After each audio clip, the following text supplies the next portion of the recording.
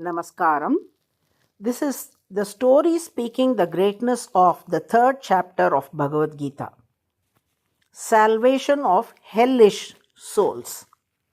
A Brahmin named Jada once lived in a town called Janasthan.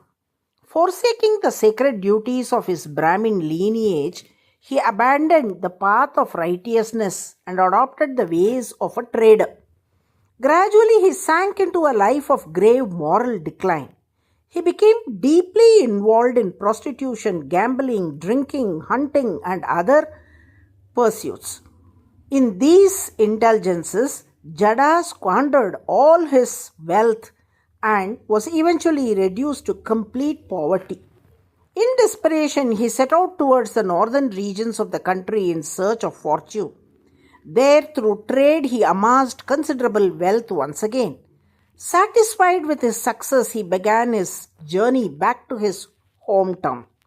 Tragically, while resting beneath a tree on a dark night, he was attacked by dacoits.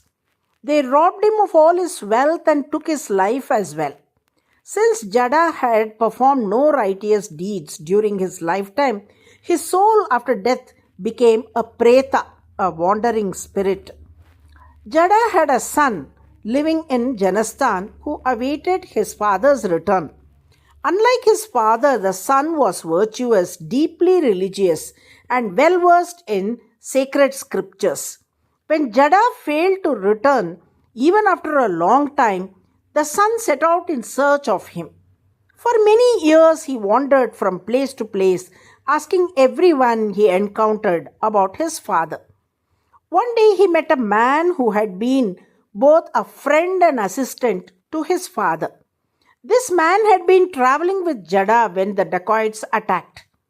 Though grievously injured, he had narrowly escaped with his life.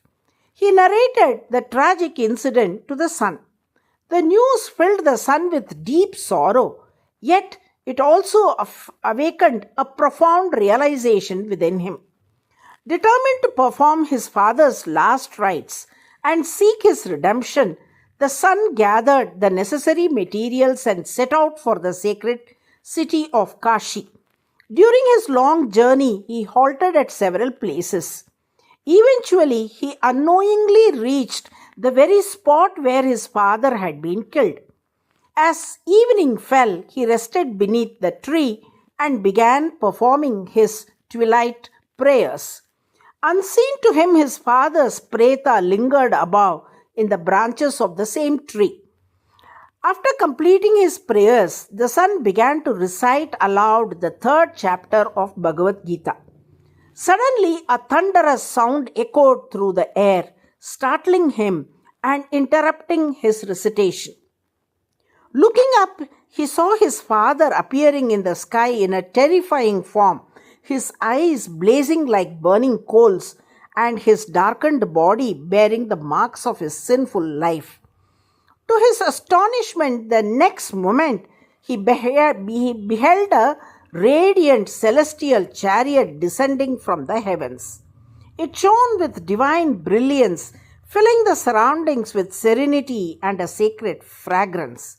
Instantly, his father's dreadful form transformed into a divine and resplendent one. Now glowing with godly grace, Jada ascended the celestial chariot. Relieved and overwhelmed, the son bowed in reverence. His father blessed him, and the son spoke with humility.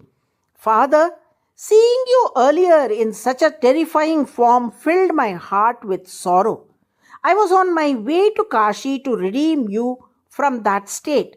But now I see you transformed into a divine being. Please explain this mystery." Jada replied, "My son, by your unintended recitation of the third chapter of the Bhagavad Gita, at the place of my death, all my sins have been destroyed. I have been liberated. There is no longer any need for you to go to Kashi, for my salvation has already been attained here." The son then asked, "Is there anything more I can do for you, father?" Jada responded, "Yes, my son, the sins that condemned me to this state were also committed by my brother and others of your lineage. They too wander as pretas, suffering immensely in hell. Please redeem them as well." With concern, the son asked how this could be accomplished. Jada said, "By reciting the 3rd chapter of the Bhagavad Gita in their names, you can liberate them.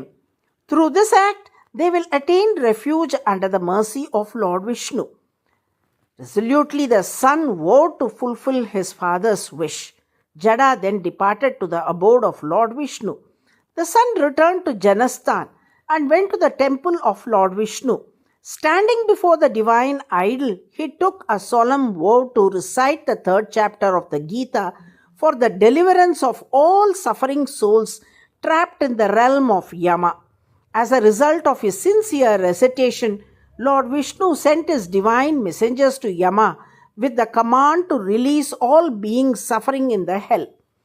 Yama received the messengers respectfully and inquired about the reason for their visit. They replied, "Lord Vishnu has commanded the liberation of all these souls." இவ்வாறு Obediently, Yama freed them and accompanied them to the abode of Lord Vishnu, eager to understand the cause behind this extraordinary act of mercy. They arrived at Vishnu's celestial abode beneath the ocean where the Lord reclined upon the coils of Seshnag, radiant with divine splendor. Goddess Lakshmi sat beside him, gently massaging his feet, while sages sang his praises. Yama bowed and said, "O Lord, as per your command, I have released these souls. Yet I wonder how such grievous sinners attained liberation." Smiling, Lord Vishnu replied, "A Brahmin of their lineage recited the 3rd chapter of the Bhagavad Gita in their names. That alone paved their path to me. There is no mystery in this." Satisfied, Yama offered his respect. Lord Vishnu blessed him and dismissed him. In time, when the son of Brahmin Jada completed his earthly life, his soul too attained the eternal abode of Lord Vishnu. Thus, the glory of the 3rd chapter of the Bhagavad Gita was revealed, capable of liberating even the most fallen souls and granting salvation to the devoted reciter as well. Therefore, this story teaches us that the recitation of Bhagavad Gita is not merely a personal spiritual practice, it is a great sacrificial act that liberates souls across generations. Narayana, Narayana.